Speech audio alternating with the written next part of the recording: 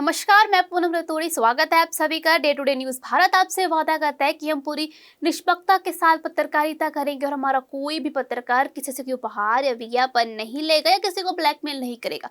हम दबे कुचले लोगों की आवाज बनेंगे। हमारा चैनल ऐसे व्यक्ति की कोई खबर नहीं चलाएगा जो लोकतांत्रिक या ढोंगी बाबा बनकर भोले भाले लोगों को मूर्ख बनाकर धोखा देते हैं। Day to day news Bharat का लक्ष्य लोगों की नजरों में लोकतंत्र के चौथे स्तंभ को मजबूत करना है। तो इस वक्त एक सवाल है जो हर किसी के मन में कि आखिर बीजेपी का नया अध्यक्ष कौन रहने वाला है। जी हाँ, तो ये सवाल जो है सिर्फ बीजेपी के कार्यकर्ताओं के मन में नहीं है, ये आम जनता के भी मन में है कि आखिर जेपी नड्डा के बाद कौन बीजेपी का नया अध्यक्ष रहने वाला है। तो इसी सिलसिले में हम चर्चा करेंगे। तो मेरे साथ मौजूद हैं मेरे सहयोगी नीरज जी, तो उनसे बात करेंगे इसी सिलसिले में। तो नमस्कार नीरज जी। नमस्कार। तो हम बात कर रहे हैं कि बीजेपी का नया अध्यक्ष जो है वो कौन रहने वाला है। तो आपको क्या लगता है कि इस बार कौन होगा?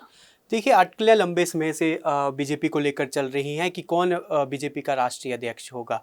अब इसमें जो है अटकलों पर मोहर लगती हुई भी जल्द ही नज़र आ सकती है, क्योंकि जल्द ही आरएसएस और भाजपा के बीच में मीटिंग होने वाली है।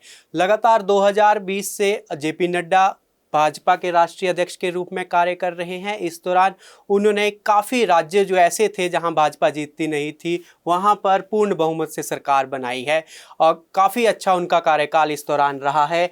ऐसे में 2023 के बाद उनको एक्सटेंशन यहां पर दिया गया था, 1 साल का एक्सटेंशन इस दौरान उनको दिया गया था कि 2024 में जब लोकसभा के चुनाव हो जाएंगे उसके बाद भाजपा राष्ट्रीय अध्यक्ष अपना बना देगी। लेकिन ऐसा नहीं हुआ। अब एक बार फिर से अटकलें यहाँ पर तेज हो गई हैं कि भाजपा अपना नया राष्ट्रीय अध्यक्ष यहाँ पर चुन सकती है और कार्यभार से जेपी नड्डा को जो है यहाँ पर मुक्त किया जा सकता है। ऐसे में बड़े नामों की अगर मैं बात करूं तो उनके ही कैबिनेट मंत्री जो सहयोगी है भाजपा के, शिवराज सिंह चौहान का सबसे पहले नाम यहाँ पर आता हुआ नजर आ रहा है। एक बड़ा नाम है, मध्य प्रदेश के पूर्व मुख्यमंत्री वो रह चुके हैं। दूसरा नाम भूपेंद्र यादव का इसमें आता है, काफी करीबी अमित शाह के ये माने जाते हैं। तीसरा नाम धर्मेंद्र प्रधान का आता है, संगठन में एक अच्छी पकड़ रखते हैं। चौथा नाम मनोहर लाल खट्टर का आता है जो हरियाणा के पूर्व मुख्यमंत्री रह चुके हैं, संगठन में एक अच्छी पकड़ है, यानी कि संतुलन ओवरऑल यहां पर देखने के लिए मिल सकता है। प्रहलाद जोशी जो कैबिनेट मंत्री हैं, उनका नाम इस दौरान चर्चा में है। लेकिन इसके साथ ही एक संगठन से भी एक बड़ा नाम निकल कर आ रहा है, बीडी शर्मा, जो एक लंबे समय से भाजपा के यानी कि संगठन में से जुड़े हुए व्यक्ति है, यानी ग्राउंड स्तर पर उन्होंने कार्य किया है। ऐसे में कहीं ना कहीं इन नामों पर मोहर यहाँ पर लगती हुई नजर आ सकती है। हालांकि अभी मीटिंग भी इस दौरान देखी जा सकती है, मीटिंगों का सिलसिला भी शुरू होने वाला है। तो आपको क्या लगता है कि नया अध्यक्ष क्या महिला हो सकती है इसमें?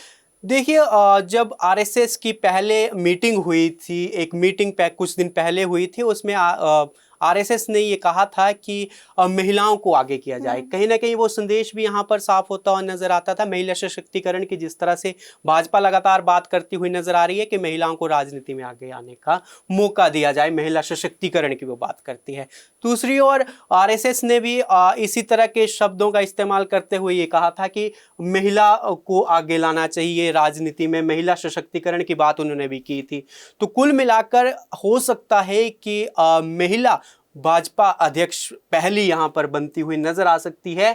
अटकलें ये लगाई जा रही हैं कि अगर महिला राष्ट्रीय अध्यक्ष बनाई जा सकती है तो नाम कौन कौन से हो सकते हैं। ऐसे में मैं आपको बता दूं कि इसमें सबसे बड़ा नाम जो है वो कैबिनेट मंत्री निर्मला सीतारमण का है। दूसरा नाम डी पुरंदेश्वरी का है। तीसरा नाम वसुंधरा राज का यहाँ पर है। इन नामों पर मोहर लग सकती है अगर भाजपा ने यहाँ पर किसी महिला को यहाँ पर अध्यक्ष बनाया। लेकिन उसके लिए आरएसएस की भी यहाँ पर सहमति जरूरी है। आने वाले दिनों में देखना यही होगा कि किसको जो है राष्ट्रीय अध्यक्ष बनाया जा सकता है। कुल मिलाकर ये जो 3 मैंने नाम आपको महिलाओं के बताए, इनमें से एक नाम पर अगर मोहर लग सकती है, अगर भाजपा ने चाहा कि महिला उनकी राष्ट्रीय अध्यक्ष होनी चाहिए। जी, तो जो अब आरएसएस है उसका क्या रुख है? आरएसएस के रुख की अगर मैं बात करूं तो अभी भाजपा की तरफ से कुछ नाम भेजे यहां पर जरूर गए थे, 3 से 4 वो नाम थे। हालांकि वो यहां पर सामने नहीं आए कि कौन कौन से वो नाम थे, लेकिन उस पर आरएसएस ने मोहर यहां पर नहीं लगाई है। लेकिन जो हमारे सूत्र बताते हैं उसमें पहला नाम धर्मेंद्र प्रधान का यहां पर भेजा गया था, दूसरा भूपेंद्र यादव का भेजा गया था, तीसरा मनोहर लाल खट्टर का यहां पर भेजा गया था और चौथा बड़ा नाम जो है वो शिवराज सिंह चौहान का भेजा गया था। ऐसे में मोहर अभी तक नहीं लग पाई है। जो हमारे सूत्र बताते हैं कि जल्द से जल्द और नामों पर भी यहाँ पर चर्चा की जाएगी, क्योंकि आरएसएस लगातार ये कहती हुई नजर आ रही है कि संगठन से जुड़ा हुआ व्यक्ति होना चाहिए। यानी कि साफ तौर पर इशारा ये है कि बूथ स्तर पर जो कार्य कर रहा व्यक्ति है, यानी कि जो आम कार्यकर्ता है, उसे इस तरह की सफलता हासिल हो, यानी कि उसे जो है राष्ट्रीय अध्यक्ष नियुक्त किया जाना चाहिए। देखिए, बिल्कुल आरएसएस के जो प्रमुख हैं मोहन भागवत, उन्होंने कुछ दिन पहले एक बयान यहाँ पर दिया था। उन्होंने साफ तौर पर कहा था कि 75 वर्ष के बाद व्यक्ति को अपना पद छोड़ देना चाहिए। तो कहीं ना कहीं वो संकेत जो है वो प्रधानमंत्री नरेंद्र मोदी की ओर भी उन्होंने दिए हैं कि 75 वर्ष के जो है मोदी इस बार होने वाले हैं। 11 सितंबर को उनका जन्मदिन भी है और 75 वर्ष के इस दौरान जो है वो हो जाएंगे। हालांकि मोहन भागवत खुद भी 75 वर्ष के हो जाएंगे। देखना यही होगा कि भाजपा और आरएसएस इसको लागू यहाँ पर करती है कि नहीं, क्योंकि 75 वर्ष की लगातार ये बातचीत यहाँ पर करते हैं। और हमने कई बार देखा है कि आरएसएस से जुड़े हुए जो भी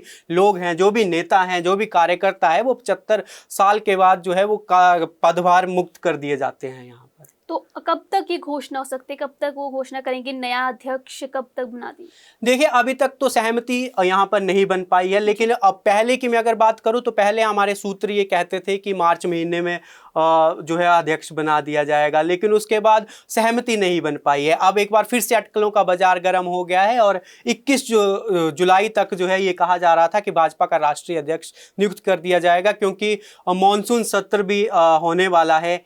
ऐसे में जो हमारे सूत्र बताते हैं एक बार फिर से कि 15 अगस्त से पहले पहले यहाँ पर भाजपा का राष्ट्रीय अध्यक्ष नियुक्त हो सकता है। 21 जुलाई तक मुझे नहीं लगता है कि इतनी जल्दी में यहाँ पर भाजपा का राष्ट्रीय अध्यक्ष नियुक्त किया जाएगा, क्योंकि अभी जो है वो सहमति यहाँ पर नहीं बनी है। परिषदों की मीटिंगें इस दौरान होनी है आरएसएस के साथ, और भाजपा के जो विभिन्न लोग हैं, जो विभिन्न पदभार यहाँ पर संभाले हुए हैं, जो विभिन्न परिषद में कार्य करते हुए नजर आ रहे हैं, चाहे वो राज्य की बात करो या फिर स्टेट या फिर सेंटर की मैं बात करूं, तो कुल मिलाकर एक बड़ा संगठन है। और संगठन में जब एक नाम पर मोहर लगेगी उसके बाद ही इसकी घोषणा की जाएगी। संभावना यही है कि 15 अगस्त तक भाजपा अपना राष्ट्रीय अध्यक्ष नियुक्त कर सकती है।